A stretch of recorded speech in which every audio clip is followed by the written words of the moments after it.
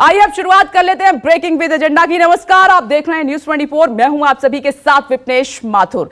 चुनाव आयोग के ऐलान के बाद यूपी की 403 सीटों के लिए सियासी घमासान तेज हो गया है। चुनाव में अपनी अपनी जीत तय करने के लिए वार पलटवार के साथ सियासी दांव पेच चले जा रहे हैं। यह है बड़ी खबर आज की, और इस खींचतान के बीच सीएम योगी ने यह बड़ा बयान दे दिया है। उन्होंने कहा कि यूपी में चुनाव 80 और 20 के बीच हो रहा है, यानी 80% जनता बीजेपी के साथ है और 20% विपक्षी पार्टियों के साथ। तो अखिलेश ने भी 80% को अपनी ओर बता दिया है। इसे ध्रुवीकरण करने वाला बयान कहा जा रहा है या अपने वोट बैंक को मजबूत करने का दांव, ये तो जनता तय करेगी, लेकिन इस बयान का असर बहुत बड़ा होगा, ये तय है। सुनिए सीएम योगी का वो स्टेटमेंट।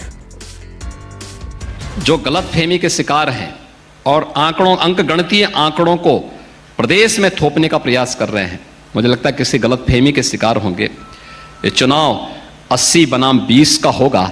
80% समर्थन एक तरफ होगा, 20% दूसरी तरफ होगा, और मुझे लगता है 80% सकारात्मक ऊर्जा के साथ आगे बढ़ेंगे। 20% हमेशा विरोध किए हैं, विरोध करेंगे, लेकिन सत्ता बीजेपी की आएगी। बीजेपी फिर सबका साथ सबके विकास के अभियान को आगे बढ़ाने का कार्य करेगी। सीएम योगी का यह बयान आप सुन रहे थे। इसी के साथ ही अब वर्चुअल जंग शुरू हो चुकी है। बीजेपी आज पहले और दूसरे चरण के उम्मीदवारों पर मंथन करेगी। तो चाचा शिवपाल और अखिलेश यादव आज सीटों पर चर्चा करने के लिए बैठक करेंगे। इस बैठक में मुलायम सिंह यादव से लेकर पूरे यादव कुनबे के जुटने की पूरी उम्मीद की जा रही है। तो कांग्रेस भी उम्मीदवारों पर मंथन करने के लिए स्क्रीनिंग कमेटी की बैठक करेगी। उधर अखिलेश यादव ने चुनाव आयोग को चिट्ठी लिखकर बीजेपी कार्यकर्ता की तरह काम कर रहे अधिकारियों को हटाने की मांग कर दी है। तो चुनाव के ऐलान के बाद ही मायावती भी एक्शन में आ चुकी है, यानी कि सियासी बिसात पूरी तरीके से सज चुकी है। और ये कुछ तस्वीरें आपकी टीवी स्क्रीन पर आप देख रहे हैं कि 2022 की लड़ाई, ये जंग कितनी बड़ी होती जा रही है, कितनी दिलचस्प होती जा रही है। और खास मेहमान इस वक्त हमारे साथ मौजूद हैं, साथ ही मेरे दो सहयोगी राजीव रंजन नोएडा से जुड़ गए हैं, मानस श्रीवास्तव लखनऊ से हमारे साथ मौजूद हैं, और तीन खास मेहमान इस वक्त आपको टीवी स्क्रीन पर नजर आ रहे हैं। कांग्रेस प्रवक्ता अंशु अवस्थी जी हमारे साथ मौजूद हैं, BJP UP spokesperson Rakesh Tripathi ji हमारे साथ जुड़ गए हैं, साथ ही Samajwadi party spokesperson doctor Aziz Khan हमारे साथ मौजूद हैं। आज थोड़ा तब्दीली कर रहे हैं, क्योंकि मुझे याद है राजीव, आपने स्टार्टिंग में कम से कम 2 महीने पहले इस बात को कहा था ब्रेकिंग विद एजेंडा में कि देखिएगा ये चुनाव आते आते आते आते जो लिफाफे में छिपा हुआ है वो आखिर में बाहर आ जाएगा, यानी कि विकास का एजेंडा पीछे रह जाएगा और दूसरी तरफ जो ध्रुवीकरण की राजनीति है वो हावी हो जाएगी। इसीलिए आज मैं राजीव आपके पास बाद में आऊंगी, लेकिन मेहमानों का रुख कर लेती हूं। राकेश त्रिपाठी जी, पहला सवाल आपसे है, जरा मुझे बताइए, मैं सीएम योगी आदित्यनाथ को सुन रही थी, उन्होंने कहा कि 2022 का ये इलेक्शन 80 बनाम 20% होने जा रहा है, इसका क्या मतलब है? स्पष्ट तौर पर है, भारतीय जनता पार्टी ने जिस तरह से काम किया है, हमें पूरा भरोसा है कि उत्तर प्रदेश में भारतीय जनता पार्टी का विस्तार और तेज गति से होगा। इस बार हमारी सीटें भी बढ़ेंगी और हमारा वोट परसेंटेज भी बढ़ेगा। 49% वोट परसेंटेज हमने 2019 के लोकसभा चुनाव में प्राप्त किया था, और हम पूरी विश्वास के साथ कह रहे हैं कि आज उत्तर प्रदेश की 80% जनता भारतीय जनता पार्टी में योगी आदित्यनाथ जी के कामकाज से खुश है, नरेंद्र मोदी जी के कामकाज से खुश है, भारतीय जनता पार्टी सरकार की नीतियों से खुश है, और वो उसके साथ रहेगी।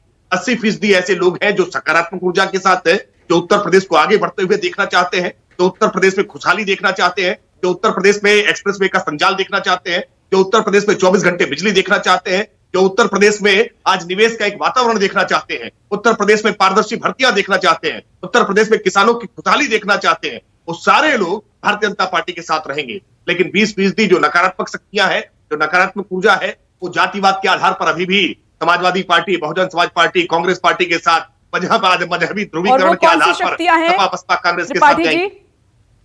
देखिए, समाज में हमेशा से कुछ अच्छी शक्तियां और बुरी शक्तियां हमेशा होती हैं। हाँ, हमेशा अंधेरा और उजला। मैं पूछ रही हूँ, नहीं, वो तो जो सपा के साथ है, जो सपा के साथ है, जो बसपा के साथ है, जो कांग्रेस के साथ है, वो नकारात्मक शक्तियां हैं।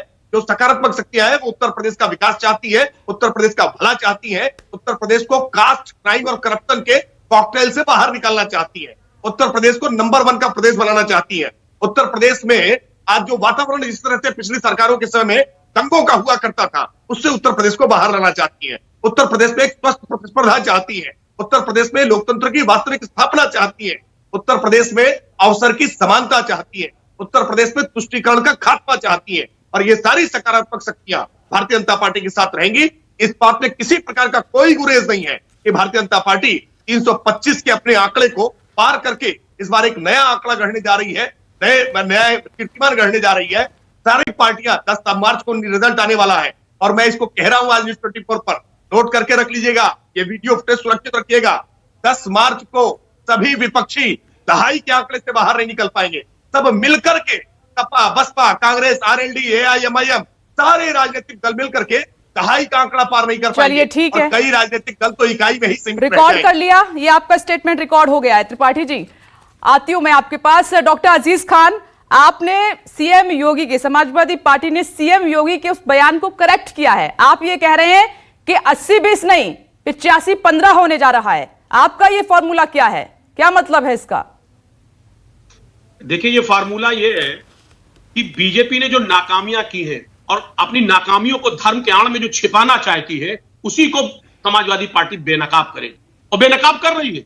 जिस तरीके से जो मैं देख रहा हूं, माननीय योगी जी का जो अंकगणित कमजोर है, वो शायद ये नहीं समझते हैं कि जो ये 80-20 कह रहे हैं वो 85-15 होने जा रहा है। ये मेरे ख्याल से देश की जनता समझ रही, प्रदेश की जनता ये नहीं, ये भूल गए कि 67-3 का आंकड़ा क्या होता है, दिल्ली में क्या हुआ था। अभी हाल में जो बीजेपी उपचुनाव लड़ी कई प्रदेशों में, किस तरीके मुंह खाने पड़ा। देखिए, हम तो ये कह रहे हैं, योगी जी मुझे लग रहा हम तो समझते थे एक अच्छे राजनेता है, लेकिन अच्छे राजनेता नहीं है, उसके साथ साथ एक गणितज्ञ भी नहीं है, उनकी गणित भी फेल हो रही है। कोई उन्होंने नहीं देखा कि हाल में क्या परिस्थिति पैदा हुई उपचुनाव में। एक बात आप समझ लीजिए विपनेश जी, चुनाव जो होने जा रहा है वो एक तरफा होने जा रहा है। आप भी रिकॉर्ड करके रख लीजिए मेरा वर्जन। लेकिन वो तो कह रहे हैं कि 2.5 का आंकड़ा पार नहीं कर पाएंगी विपक्षी पार्टी। मैं कह रहा हूं डबल डिजिट नहीं आएगी बीजेपी की। ये मैं कोई दावा ये कोई झूठा दावा नहीं करता हूं बीजेपी की तरह। बीजेपी क्योंकि झूठी पार्टी और हमेशा झूठे आंकड़े पेश करती है और झूठी बात करती है, क्योंकि इनका आईटी सेल देखिए किस तरीके से नफरत की बात कर रहा है, नफरत के वीडियोस फैला रहा है। लेकिन हम वो लोग नहीं हैं, हम लोग जनता की बात करते हैं और जनता वाकई में 5 साल में अपने आप को ठगा महसूस कर रही है। उसको एहसास हो गया कि 5 साल वो बंधक बनी हुई थी, बड़े बड़े ख्वाब वादे किए गए थे, ख्वाब दिखाए गए थे, लेकिन वो ख्वाब सब धरे के धरे रह गए। माननीय योगी जी ने जनता को ठगा है, धोखा दिया है। जनता इसी इंतजार में थी। जिस दिन चुनाव का डिक्लेरेशन हुआ, जनता के अंदर में उत्साह देखा गया। उसकी वजह थी, जनता को एहसास हुआ अब इस प्रदेश को सिर्फ और सिर्फ कोई बचा सकता है तो माननीय अखिलेश यादव जी आते हैं आपके पास। आपने अपनी बात रखी डॉक्टर अजीज खान, मैं दोबारा आऊंगी क्योंकि वहां पर जमीनी हकीकत को राजीव रंजन माहौल क्या के जरिए बता रहे हैं और समझ भी रहे हैं। तो मैं राजीव आपके पास आती हूं। 80-20 85-15 ये क्या सियासी समीकरण है जीत के लिए, या फिर अपनी अपनी गोटियां फिट की जा रही हैं? और आते आते जो स्टार्टिंग में आपने कहा कि देखिएगा विपनेश, लिफाफे में से विकास अभी निकल रहा है, लेकिन असली सच्चाई जो है एंड में निकलकर सामने आएगी। ध्रुवीकरण की राजनीति शुरू हो जाएगी, जाति पर, धर्म पर, इस पर टिक जाएगी आकर।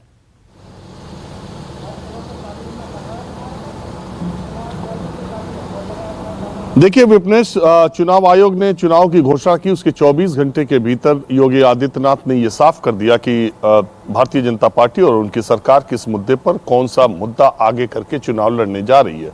80%, 20% की बात जो वो कर रहे हैं, उसके आगे के बयान में उन्होंने कहा था कि हिंदू विरोधी ताकतें अगर मैं अपनी गर्दन काट के प्लेट में रख दूं तो भी मेरे पर यकीन नहीं करेंगे। हिंदू विरोधी ताकतें मेरे पर यकीन नहीं करेंगी।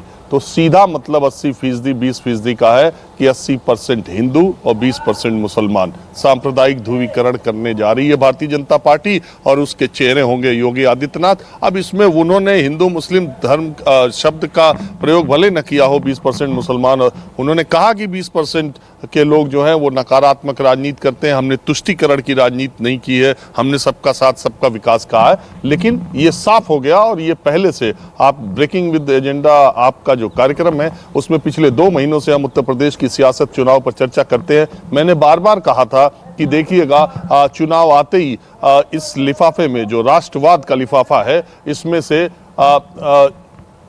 राष्ट्रवाद के लिफाफे से या विकास के लिफाफे के अंदर जो मजमून है वो सांप्रदायिक ध्रुवीकरण का है और वो चुनाव से पहले निकल जाएगा। अब बात यही नहीं रुकेगी। अब आप देखिएगा योगी आदित्यनाथ के इस बयान के बाद अखिलेश यादव भी 80-20% या 20% या 85% 15% की बात करेंगे। अब वो अगड़ा पिछड़ा की बात करेंगे। लगातार पिछड़े नेताओं को वो लेते रहे, बैकवर्ड क्लास के सारे जो लीडर्स बीजेपी में नहीं है, इधर उधर थे, उनको अपने पाले में लेने की कोशिश कर रहे हैं, तो वो अगड़ा और पिछड़ा की लड़ाई से करने की कोशिश करेंगे। मैंने पहले भी कहा था और आज भी कह रहा हूं, 1990 के दशक से लेकर अब तक 30-32 सालों में बिहार और उत्तर प्रदेश की राजनीति इन्हीं दो के इर्द गिर्द घूमती रही है। इसीलिए आप देखिए 80% 20% की राजनीति करके भारतीय जनता पार्टी इधर उत्तर प्रदेश में करती रही और उधर बिहार में लालू प्रसाद यादव और नीतीश कुमार जब बीजेपी के साथ चले गए। और यही जो हिंदी हार्ट बेल्ट है, जिसको कहते हैं कि मंडल आयोग, मंडल और कमंडल की राजनीति की प्रयोगशाला थी, वो एक बार फिर से ये प्रयोग होने जा रहा है कि एक तरफ हिंदुत्व की बात होगी, दूसरी तरफ सामाजिक न्याय के लिफाफे में अगड़े और पिछड़े की बात अखिलेश यादव करेंगे। अब ये लड़ाई बिल्कुल साफ होगी। ये चुनाव सिर्फ दो मुद्दों पर होने जा रहा है। अगर ये चुनाव हिंदू मुस्लिम या सांप्रदायिक ध्रुवीकरण की तरफ हुआ तो बीजेपी का पलड़ा भारी रहेगा। मैं साफ तौर पे कह रहा हूं, अगर ये चुनाव सामाजिक न्याय अगड़े पिछड़े पर हो गया तो अखिलेश यादव का पलड़ा भारी रहेगा। अब ये दोनों यही सिर्फ दो मुद्दा लेकर के चुनाव में जाने वाले हैं। आज के दिन ये न्यूज़ 24 पर क्लियर कट हम डिबेट कर रहे हैं विपनेश कि ये चुनाव अब सिर्फ दो मुद्दों पर होगा। विकास, एक्सप्रेसवे, ये जब आचार संहिता के पहले जो बातें होनी थी हो गई। अब रण क्षेत्र में उतरने के लिए ऐसा ही होगा। जहां तक बात टिकटों के बंटवारे की है, 14 जनवरी को मकर संक्रांति का दिन है और ये महीना जो अभी खत्म होगा, तो मुझे लगता है कि 14 जनवरी को ही पर्चा दाखिले की पहली डेट है और 14 जनवरी या उसके बाद ही पार्टियों के उम्मीदवारों की लिस्ट जारी होगी। बिल्कुल राजीव, आप सही कह रहे हैं और वो दिखाई भी दे रहा है। सीएम योगी ने तय कर दिया है कि ये जो 2022 का इलेक्शन है, भले ही विकास की बात हो रही थी, आखिरकार किस चीज पर होने जा रहा है। सभी पार्टियों ने हिंदू मुस्लिम अब शुरू कर दिया है। मैं आती हूं, मेहमानों का फिर से रुख करूंगी और मानस आपके पास आ रही हूं। आज लखनऊ में बड़ी हलचल होने जा रही है। दो बड़ी बैठक, एक तरफ बीजेपी की, दूसरी तरफ समाजवादी पार्टी की।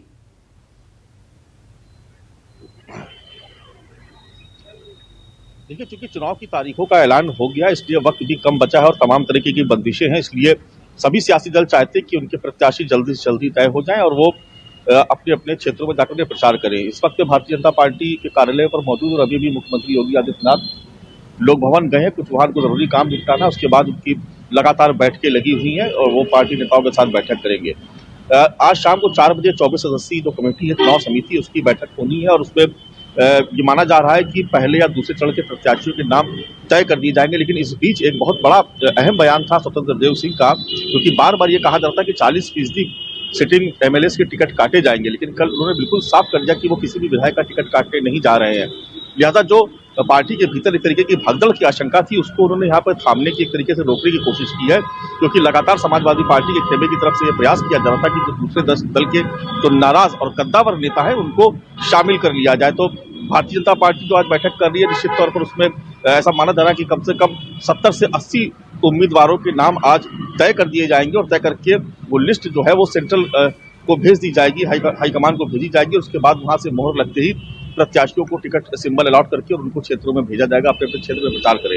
लेकिन जो दूसरी अहम बैठक होनी है वो आज समाजवादी पार्टी में होनी है। देखिए, ये बैठक कल ही शेड्यूल थी, लेकिन कल किन्हीं कारणों से नहीं हो पाई। आज ये उम्मीद की जा रही है कि अखिलेश यादव अपने चाचा शिवपाल के साथ और राम गोपाल यादव, ये तमाम जो यादव परिवार के लोग हैं, ये सब एक साथ बैठेंगे और सीट शेयरिंग पर बात करेंगे।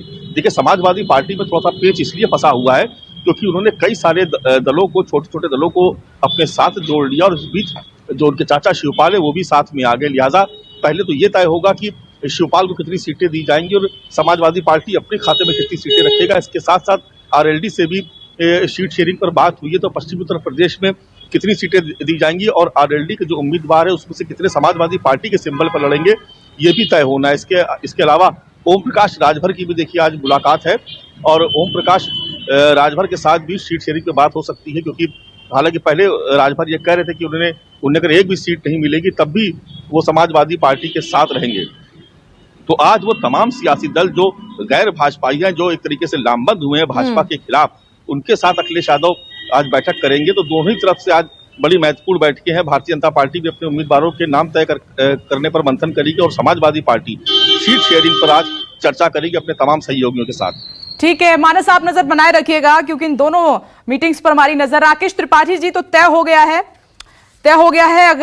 सीएम योगी आदित्यनाथ के बयान से कि ये 2022 की लड़ाई किस चीज पर होने जा रही है, और आपने ये मान लिया है कि 20% जो मुस्लिम हैं उत्तर प्रदेश के वो बीजेपी को पसंद नहीं करते हैं, चाहे आप कुछ भी कर लीजिएगा, यानी कि ये लड़ाई हिंदू मुस्लिम होने जा रही है। नहीं, बिल्कुल नहीं। देखिए, उनके मंतव्य को उनके बातचीत को गलत तरीके से प्रस्तुत करने का प्रयास किया जा रहा है। बहुत स्पष्ट तौर पर कह रहा हूं मैं, आंकड़ों की जुबानी। उत्तर प्रदेश में आज 43 लाख प्रधानमंत्री आवास अगर हमने दिए हैं तो उसमें 27% आवास अल्पसंख्यक बिरादरी को। हमने उत्तर प्रदेश में आज जो 1,61,00,000 हमने आज बिजली के कनेक्शन दिए हैं सौभाग्य योजना के तहत, उसमें किसी प्रकार का कोई भेदभाव नहीं किया है कि उसमें कोई कनेक्शन हमने मुसलमानों के घर कम दिए हैं। इसलिए ये बातें जब कही जाती हैं कि उत्तर प्रदेश में भारतीय जनता पार्टी की सरकार मुसलमानों के प्रति भेदभाव कर रही है, तो पूरी तरह से गलत है। हाँ, हम तुष्टीकरण नहीं कर रहे, इस बात को हम डंके की चोट पर कहते हैं कि हम तुष्टीकरण किसी का नहीं करेंगे, विकास सभी का करेंगे। सबका साथ, सबका विकास, सबका विश्वास और सबका प्रयास साथ लेकर के चले। उत्तर प्रदेश को सब मिलजुल करके आगे बढ़ाएंगे।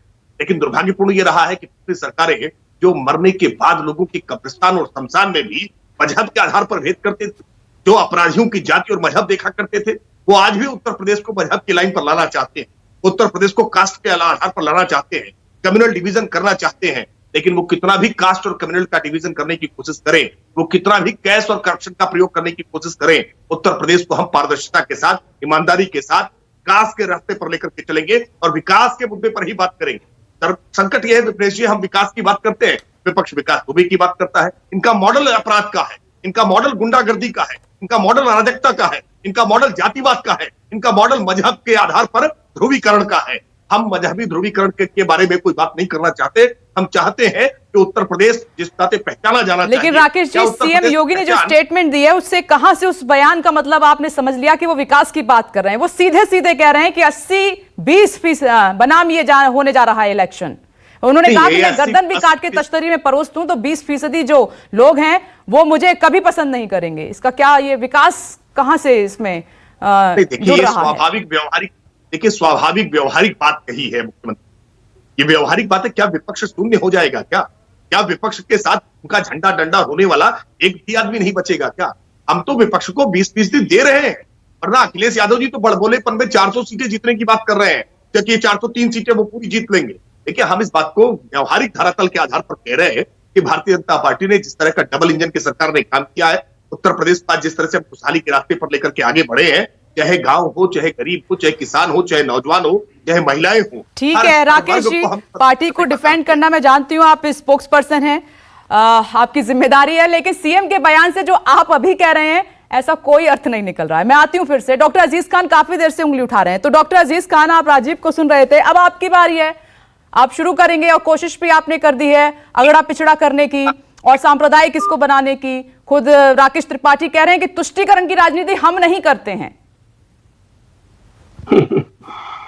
ये विपनेश जी, ये पूरा प्रदेश देख रहा है कि जिस कदर ये तुष्टीकरण की राजनीति करने का प्रयास कर रहे हैं, भाई इनके पास बताने के लायक कुछ भी नहीं है।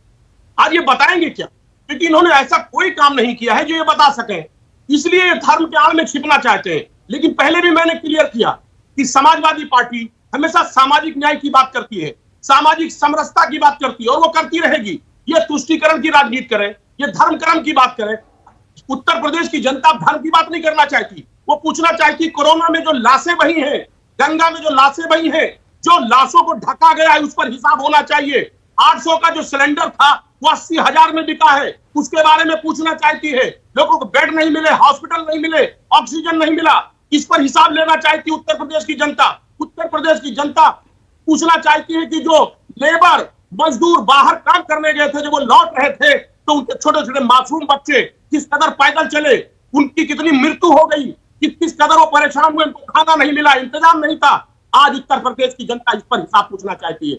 उत्तर प्रदेश की जनता चाहती है जो उसके नौयुवक जिन्होंने वोट दिया था, बीजेपी की सरकार बनाई थी, उस पर नौकरी के नाम पर लाठियां मारी जा रही हैं, लाठियां भांजी जा रही हैं। आपका ध्यान है इस पर? बच्चों को महिलाएं गोद में लेकर के नौकरियों की तलाश में है, वो जब अपनी बात रखती है तो उन पर लाठियां भांजी जाती है।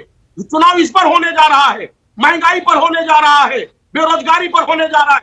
एक बात आप समझिए विपनेश जी, उत्तर प्रदेश लेकिन आप तो अगड़ा पिछड़ा करने में लगे हुए डॉक्टर अजीज खान। ये जो बातें आप कह रहे हैं, मुद्दे जो उठा रहे हैं, वो कहां हैं आपकी रणनीति में? आप तो कुनबा बड़ा कर रहे हैं ताकि हर वर्ग का आपको वोट मिल सके।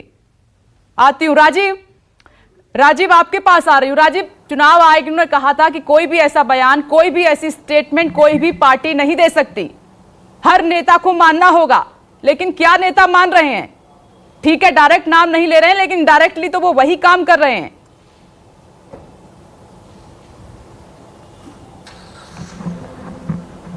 देखिए, चुनाव आयोग बातें अपनी करता रहता है, यही तो बात है। बहुत बार चुनाव आयोग जो बातें करता है, और ये चुनाव जब नेता लड़ने जाते हैं, इनके पास तमाम अस्त्र हैं और अपनी बातें कहते रहते हैं। और ये कोई पहली बार ऐसा बयान योगी आदित्यनाथ ने दिया हो, ऐसा भी नहीं है। और मैं आपसे कह रहा हूं, और ये सारे लोग जो उत्तर प्रदेश की राजनीति से वाकिफ है, उनको मालूम है कि उत्तर प्रदेश का चुनाव किस तरफ जाएगा। और जहां तक जातिवाद की बात है या धर्म की बात है, इसमें ऐसा नहीं है कि एक पक्ष है और दूसरा पक्ष बहुत पाक साफ है। इसमें सारी पार्टियां शामिल हैं और सब अपने अपने तरीके से आप चुनाव की घोषणा के बाद सारे समीकरण इसी बात पर होते हैं विपनेश की, कहाँ किस जाति के लोग ज्यादा हैं, कहाँ किस धर्म के लोग ज्यादा हैं। टिकटों के बंटवारे में ये सारी चीजें देखी जाती है। अगर ऐसा नहीं होता तो यही ओम प्रकाश राजभर, मैं तो हमेशा कहता हूं कि ओम प्रकाश राजभर अगर भारतीय जनता पार्टी के साथ चले जाएं तो वो कम्युनल हैं, वो हिंदूवादी हैं। अगर समाजवादी पार्टी के साथ चले जाएं तो वो जातिवादी हैं। ओम प्रकाश राजभर वही है, उनकी पार्टी का नाम वही है, राष्ट्रीय अध्यक्ष वो वही है। लेकिन जब वो पाला बदल लेते हैं तो उनकी पहचान बदल जाती है। अगर अभी अनुप्रिया पटेल भारतीय जनता पार्टी के साथ हैं तो वो कम्युनल हो सकती हैं, लेकिन अभी अखिलेश यादव के साथ अगले दिन आ जाएं तो वो सेकुलर हो जाएंगी, तब वो 85-15 वाली हो जाएंगी, अभी 80-20% वाली। तो ये पाला बदलने के हिसाब से ही सबका जो स्वरूप है वो भी कहा जाने लगता है कि बदल गया। जब ओम प्रकाश राजभर भारतीय जनता पार्टी के साथ थे तब उनकी ताकत थे, स्ट्रेंथ थे, और तब उनके बारे में ऐसी बातें नहीं कही गई। लेकिन जब वो अखिलेश यादव के साथ चले गए तब ये कहा जा रहा है कि छोटी छोटी जातियों के नेताओं को अखिलेश यादव मिला रहे हैं। जब स्वामी प्रसाद मौर्य बसपा में थे तब वो जातिवादी पार्टी में थे, जब भाजपा में आ गए तब वहाँ कैबिनेट मिनिस्टर हैं। जो ब्रिजेश पाठक जब बसपा में थे तो वहाँ राज्यसभा मेंबर थे, जब भारतीय जनता पार्टी में आ गए तो कैबिनेट मिनिस्टर है। जितिन प्रसाद राष्ट्र विरोधी पार्टी में थे, कांग्रेस पार्टी में, और जब वो राष्ट्रवादी पार्टी में आ गए तो कैबिनेट मिनिस्टर बन गए। तो ये सब सियासत है, उसमें चलती रहती हैं चीजें।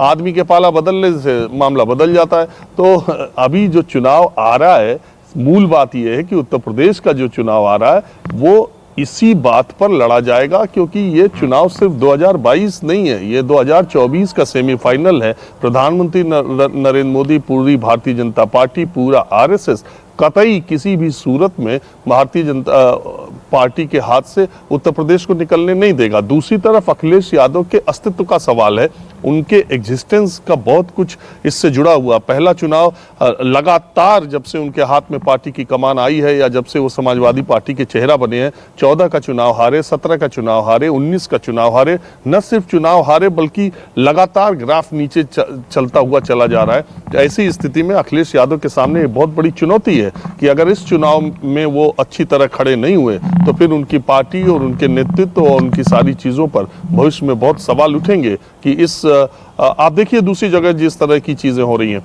तो ये चुनाव 2022 का चुनाव उत्तर प्रदेश का सिर्फ उत्तर प्रदेश तक महदूद नहीं है, ये देश की राजनीति को बदलने का और दशा और दिशा को तय करेगा। इसलिए इसमें सारे मोहरे चले जाएंगे। और देखिए योगी आदित्यनाथ ने चली दिया, अब आगे आगे आप देखिए क्या होता है।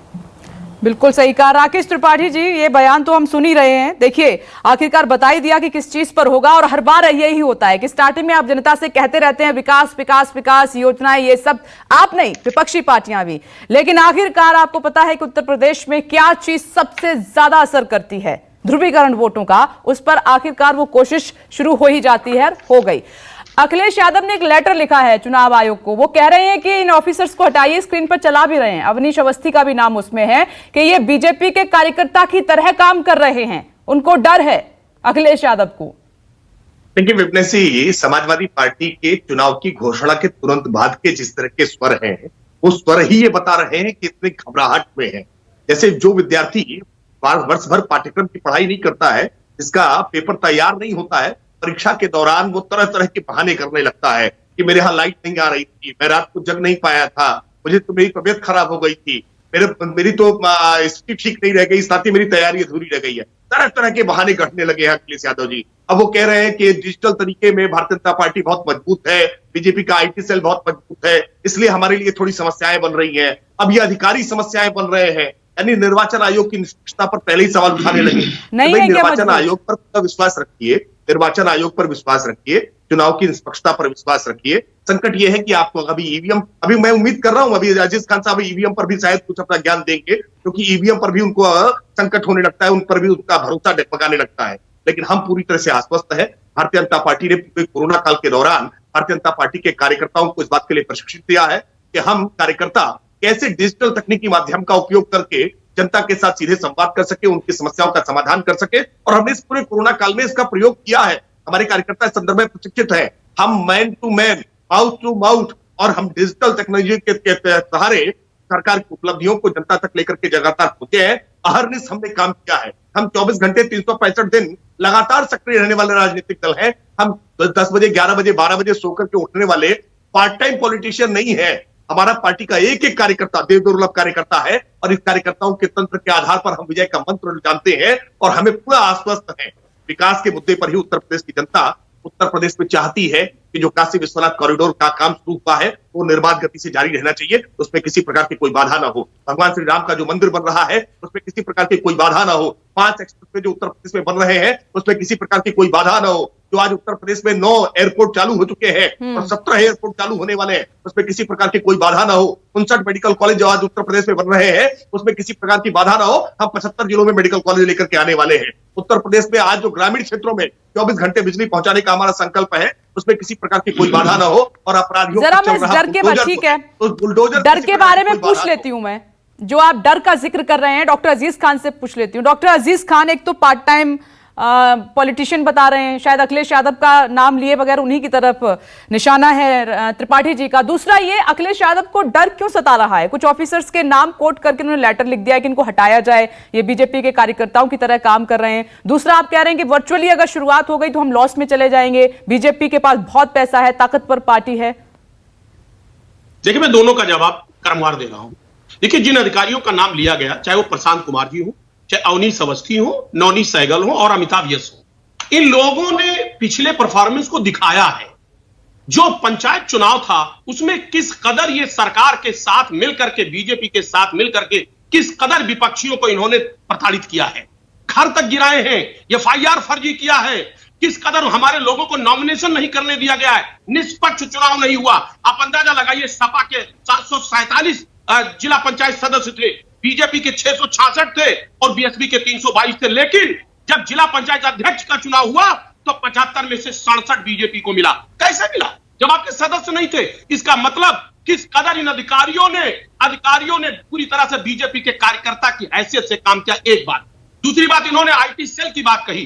भाई, आईटी सेल नो डाउट ये झूठे लोग हैं, ये झूठा प्रचार प्रसार करने में माहिर है, इनके पास इंफ्रास्ट्रक्चर है झूठ फैलाने का। दूसरी बात, इनके पास पैसा है, शासन रहा, सत्ता रहा, इन्होंने उद्योगपतियों से पैसा लिया और पैसा लेकर के आज विपक्षियों को प्रताड़ित करने के लिए उनके खिलाफ नफरत का माहौल पैदा करेंगे, तमाम वीडियो वायरल करेंगे। हमारी चुनाव आयोग से मांग है कि इनके जितने नफरत भरे वीडियो हैं वो पहली बात तो डिलीट किए जाएं सारे सोशल साइटों से, और उसके बाद इस पर प्रतिबंध लगाया जाए, क्योंकि इनका आईटी सेल जो है वो नफरत फैलाने की एक मशीन है, झूठ बोलने की मशीन है।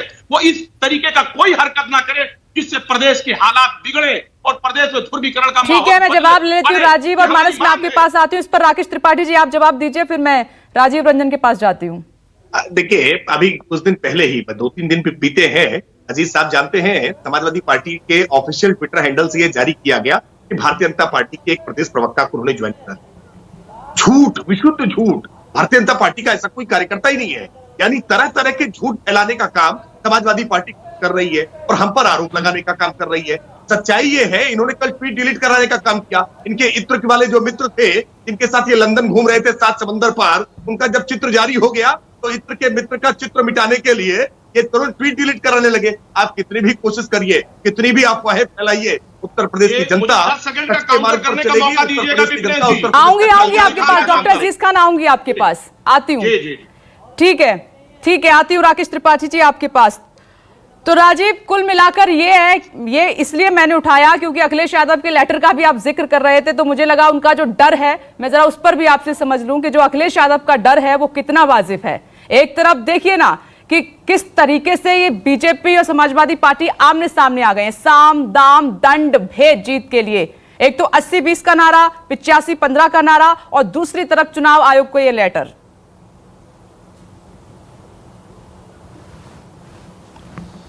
देखिए विपनेश, ये भी एक दुर्भाग्यपूर्ण स्थिति है भारत की राजनीति में कि जब चुनाव आते हैं तब अधिकारियों को भी उसके लपेटे में लिया जाता है। जहां तक अखिलेश यादव के इस पत्र की बात है, मैं बहुत साफ तौर पे कह दूं, अधिकारी तो देखो ये परमानेंट एग्जीक्यूटिव्स हैं, इनको तो परमानेंट रहना है। तो ये जिसकी सरकार आती है, मान लीजिए जिसकी भी सरकार आती है, वो उनके साथ उनकी नीतियों के क्रियान्वयन का काम करते हैं। अब मैं नाम तो नहीं लेता, लेकिन 3 अधिकारियों के बारे में या जिन अधिकारियों के बारे में अखिलेश यादव ने चिट्ठी चुनाव आयोग को लिखी है, उनमें एक अधिकारी ऐसे हैं जो इस सरकार में बहुत महत्वपूर्ण पद पर पिछले कुछ दिनों पहले आए हैं। वही वो अधिकारी हैं जो अखिलेश यादव की सरकार में चुनाव से 1-1.5 साल पहले तक, चुनाव होने तक सबसे ज्यादा भरोसेमंद अधिकारियों में से वही अधिकारी माने जाते थे। और देखिए तीसरी बात कि बहुजन समाज पार्टी की जब सरकार थी तब भी मायावती के बहुत करीबी लोगों में उन्हीं अधिकारी की गिनती होती है। वो एक ही शख्स हैं जो मायावती की सरकार में भी बहुत प्रभावशाली रहे, उनकी मायावती मुख्यमंत्री रहते भी उनको पसंद करती रही, उनको काम और दायित्व देती रही, उनके काम से प्रसन्नता उनको हुई। दूसरा, अखिलेश यादव की सरकार में भी ये जो आप आगरा लखनऊ एक्सप्रेसवे देखते हैं, ये पूरा एक्सप्रेसवे बनवाने का काम उन्हीं अधिकारी के हाथ में अखिलेश यादव ने दिया था। तीसरे, अब अखिलेश यादव के भी वो करीबी थे। और तीसरी, अब ये सरकार आई है चुनाव से कुछ दिन पहले, उनको महत्वपूर्ण जगह पे बैठाया गया, अब इस सरकार में भी वो महत्वपूर्ण पद पर है। तो ये तो उस अधिकारी की मेरे समझ से काबिलियत है। अगर तीन मुख्यमंत्रियों में और 3 पार्टियों की सरकार में वह व्यक्ति इतना महत्वपूर्ण रहा है, तो ये तो उस व्यक्ति की काबिलियत है। और सरकारें जब बदलती हैं, लेकिन ये भूल जाती है ये सरकार, समाजवादी पार्टी लेटर लिखने में, कि उसी अधिकारी पर अपनी सरकार रहते उसने कितना भरोसा किया था। तो ये मैं आपको सिर्फ ये कह रहा हूं कि जब चुनाव आता है सारे साम दाम दंड भेद अपनाए जाते हैं उन्हीं अधिकारी के रहते। भारतीय जनता पार्टी उनकी बहुत खिलाफत उनके बारे में बहुत खिलाफत कर चुकी है। अब उनको अच्छी जगह पे पहुंचा दिया गया। तो कुछ आदमी का अपना पर्सनल कैलिबर भी होता है। मैं मानता हूं कि ये उस अधिकारी की मतलब कुछ तो बात है कि आप 3 मुख्यमंत्रियों और 3 सरकारों में चुनाव से ठीक पहले आपको याद किया जाता है।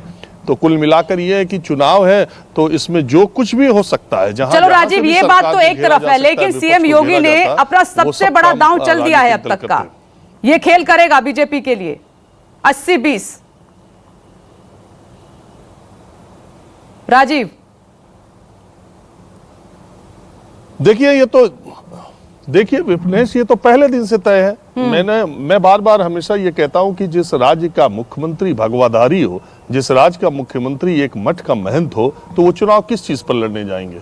वो तो सबसे पहले हिंदुत्व के प्रतीक है, और हिंदुत्व नहीं, कट्टर हिंदुत्व के प्रतीक है। उनके बयान आज से नहीं, जब से वो राजनीति में आए तब से और अभी तक की बात है। तो वो किस पर लड़ने जाएंगे? एक धर्म का मुखिया, एक मठ का महंत अगर मुख्यमंत्री है, वो दोबारा चुनाव लड़ने जाएगा तो वो बात दम ठोक के कहेगा, और वही उसकी स्ट्रेंथ है, और उसी पर वो बार बार वार करेंगे। और दूसरी बात है कि भारतीय जनता पार्टी हाल के दिनों में इस मुद्दे को ही ज्यादा आगे करके उसने वोट कॉर्नर किए हैं और सबको किनारे में धकेलने की कोशिश की है। इसमें कोई दो राय नहीं कि पिछले 3 चुनाव में भारतीय जनता पार्टी ने उत्तर प्रदेश में अखिलेश यादव को MY समीकरण का नेता साबित करने में चुनाव में सफलता पाई है। तभी बहुत बड़ा वोट वर्ग 50% वोट इतना आसान बात नहीं होती है। भारतीय जनता पार्टी ने सपा बसपा के गठबंधन के बावजूद 2019 के लोकसभा चुनाव में 50% के आसपास मत पाया।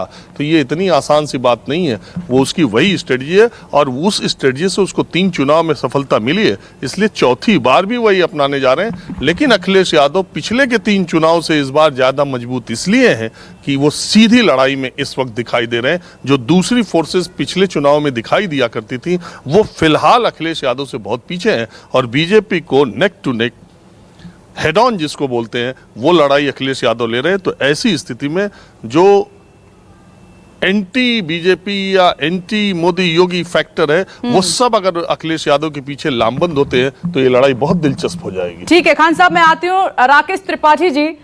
तो ये आपने तय कर लिया है कि 80% हमारे साथ हैं और 20% जो हमसे नाराज हैं उनकी आपको परवाह ही नहीं है, लेकिन आपको लगता नहीं है सर कि उनमें से भी कुछ लोग हैं जो आपको पसंद करते हैं, उनका दिल दुखा होगा इस स्टेटमेंट से? नहीं, 20% जो नकारात्मक हैं, जो हमको वोट नहीं करते हैं, जो हमारे साथ नहीं हैं, वो भी ये मानते हैं कि भारतीय जनता पार्टी सबसे ताकतवर है। और ये बात के प्रत्यक्ष प्रमाण है, स्वयं अखिलेश यादव जी इस बात को स्वीकार कर रहे हैं कि भारतीय जनता पार्टी का आईटी सेल बहुत मजबूत है, भारतीय जनता पार्टी की तैयारी बहुत मजबूत है। इस बात को स्वयं स्वीकार कर रहे हैं। देखिए, हमारा किसी 20% के साथ जो हमको नहीं वोट करते हैं या जो हमारे समर्थन में नहीं खड़े हैं, हमने उनके भी विकास की चिंता की है। प्रधानमंत्री किसान सम्मान निधि योजना के तहत राशि भेजते समय 2000 रुपए हर खाते में, जब 6000 रुपए साल में भेजते हैं हम, तो हमने भेदभाव नहीं किया है। ये भारतीय जनता पार्टी का वोटर नहीं है, ये सपा का समर्थक है, ये कांग्रेस का समर्थक है, ये बसपा का समर्थक है, तो इसके खाते में राशि नहीं जाने पाए। हमने कभी ऐसा भेद नहीं करने का काम किया है। उत्तर प्रदेश के मुख्यमंत्री 24 करोड़ लोगों के मुख्यमंत्री रहे हैं। योगी आदित्यनाथ जी ने उत्तर प्रदेश के अभिभावक के तौर पर सबका साथ, सबका विकास लेकर चलने का काम किया। मैं कुछ मुस्लिम नेताओं को सुन रही थी इस स्टेटमेंट के बाद, राकेश त्रिपाठी जी, वो कह रहे हैं कि पूरा प्रदेश उन्हीं का ही है, सीएम योगी का है, इसीलिए कुछ ऐसा बयान ना दिया जाए जो बंटवारे की स्थिति पैदा करे, जो माहौल खराब करे। नहीं, माहौल खराब होगा नहीं, हम पूरी तरह से आश्वस्त हैं। उत्तर प्रदेश में 5 साल हमने सरकार चलाई है, एक भी सांप्रदायिक दंगा नहीं होने दिया है। वरना यही उत्तर प्रदेश कोई ऐसा जिला नहीं बचता था, चाहे बाराबंकी हो, चाहे बदायूं हो, चाहे मुजफ्फरनगर हो, चाहे मुरादाबाद हो, उत्तर प्रदेश के हर जिले में कर्फ्यू लगता था, हर जिले में। याद करके देखिए, अजीज खान साहब को याद होगा ठीक ढंग से कि जब नवरात्रि के दुर्गा प्रतिमा विसर्जन का समय होता था तो कैसे कर्फ्यू लग जाया करता था, कैसे जन्माष्टमी के उत्सव के समय में कर्फ्यू लगाना पड़ता था, कैसे अलग अलग जब ताजिया उठ के जुलूस उठते थे तो कर्फ्यू लगाना पड़ता था, कैसे कोई भी त्योहार के समय होता था उत्तर प्रदेश के लोग घबराने लगते थे कि कहीं हमारे जिले में कर्फ्यू ना लग जाए।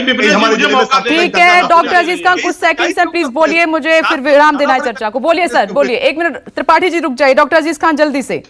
देखिए विपिनेश जी, 2 बातें मुझे करनी है, बड़ी अहम। जल्दी से। इन्होंने कहा आईटी सेल झूठ नहीं बोलती है, मैं दिखाना चाहता हूं। नहीं, मैं ये 85-15 और 80-20 के स्टेटमेंट की बात कर रही हूँ। आप भी मान रहे हैं, आप भी कोशिश कर रहे हैं कि हिंदू मुस्लिम ये लड़ाई होने जा रही है, आखिरकार ध्रुवीकरण वोटों का शुरू हो चुका है आपकी तरफ से भी। बिल्कुल। देखिए विपिनेश जी, मैं उसी मुद्दे पे आना चाहता हूं, लेकिन पहले मैं इनके आईटी सेल का कारनामा दिखाना चाहता हूं। वक्त की कमी है सर, थोड़ा सा मुद्दे पे रहते हैं। नहीं, प्लीज दिखा दीजिए। देखिए, ये उत्तर प्रदेश का जो विकास का मॉडल है ना, ये कलकत्ता का फ्लाईओवर है, और उसके बाद अमेरिका का देखिए क्या है साहब, देखिए फैक्ट्री लगी हुई है। दूसरी बात देखिए, ये देखिए तेलंगाना, ये डैम जो है तेलंगाना का है। देखिए, ये उत्तर प्रदेश का विकास का मॉडल है। ये आईटी सेल, जिसको ये झूठ की मशीन है आईटी सेल, देखिए झूठ की मशीन जो इनकी है आईटी सेल, उसको देखिए आप। ये मैं कहना चाह रहा हूं, ये आईटी सेल सिर्फ 20 सेकंड और हैं आपके पास। डॉक्टर अजीज खान, मुद्दे पर आ जाइए अब जल्दी से।